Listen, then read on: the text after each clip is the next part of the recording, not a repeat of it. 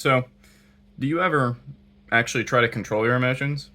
Or do they come up and then you're like, oh man, why did I have that emotional reaction?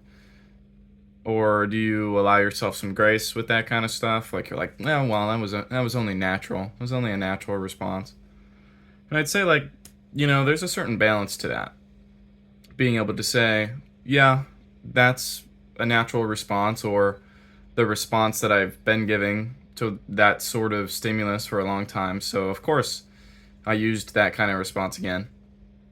But the other part of that balance is actually choosing how to feel about your emotions. I'm not talking about the initial reaction, because at first your initial reaction to similar situations will be the same, but eventually you can change that.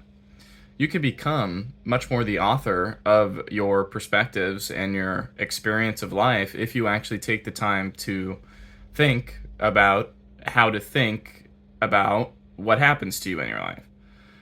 So, if something overtly negative happens to you,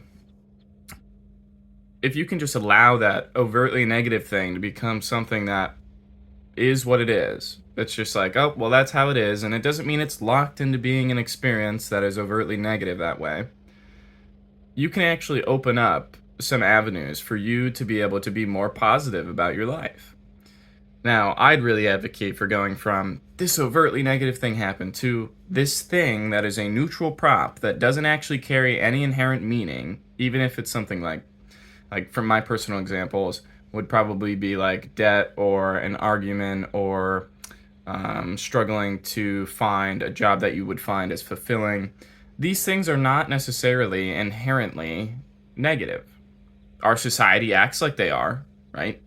But the reality is that all of these things are actually part of our society, or your family structure, or your relationships with people, or your interactions with others.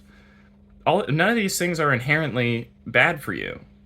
Now, you might say, well, what if I have a bad interaction with my boss and I get fired? Well, I mean, would you like to continue to work at a place that, maybe it provides you security? That's the thing you're losing. But what is security if just an excuse to suffer because it's the secure option rather than, I don't know, pursuing what you actually wanted to do? So you see how I took that example of getting fired from having a bad conversation to be, well, it actually wasn't even negative. It actually got turned into a positive thing where now, okay, well, now you're freed up to pursue your passion, rather than feeling like, well, I can't leave this job because it's given me so much security over the years. So there's a lot of situations in life that you can actually turn into a neutral experience, view it as a neutral experience, and then you get to author how you feel about it. So take a moment when something overtly negative happens to you, turn it into well, this wasn't what I was planning for, this wasn't what I expected, but at the same time, now other doors are open. Or I don't have to worry about this thing I used to always worry about. You might actually realize that you feel a lot more free when, or a lot more liberated when that job doesn't need you anymore, or you're not in charge of trying to make every interaction with a person positive, or, yeah, just you can choose how you feel about your life. But our society says, well, this thing, if it's unexpected, it's bad. If it's not super secure, it's bad. If you're feeling bad, look outside yourself for some external fix, whether that's a product or a service or nice car. That's all I can think of right now. But yeah, you got this, all right? Take some time. Understand that things happen for a reason, even if you don't believe that. What does it serve you to not believe that? And I'm not coming at you for being realistic interview. I'm just saying you get to actually choose how you feel about your experiences, right?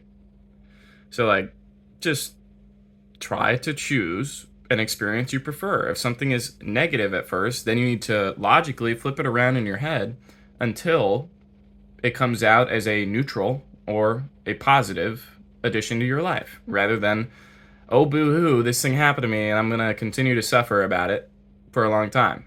And who knows? There's no timeline on that. You can suffer as much as you want. The question is, when will you choose happiness? You get to choose your perceptions. Maybe not initially, not in that first moment, but absolutely after that. How you think about it. When you have negative thoughts that rise up, that'll, if you give in, it'll spiral you downward. But you can actually do the opposite. And you can take a negative or a neutral scenario and you can spiral it upward. So that every time something happens to you, even if it's a series of negative things, is now a series of unexpected but positive, or unexpected but I can handle this. So, author your experience, choose the preferred experience that you want to match what's going on for you in your life. All right? I love you. Have a good day.